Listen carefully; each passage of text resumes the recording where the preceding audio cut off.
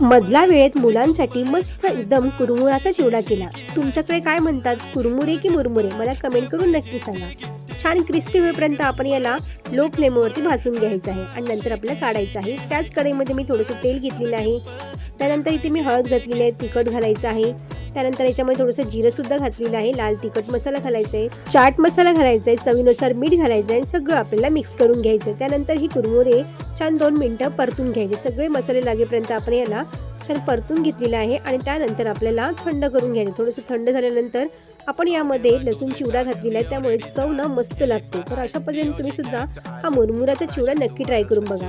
आता सेव घालणं हा पूर्णपणे ऑप्शनल आहे, तुम्हाला जर घालायचं असेल तर तुम्ही घालू शकता, नाहीतरी असेच सुद्धा मुरमुरे खूपच मस्त लागतात। तर चहासोबत खाण्यासाठी किंवा मुलांना मधल्या वेळेत देण्यासाठी अगदी उत्तम पर्याय आहे।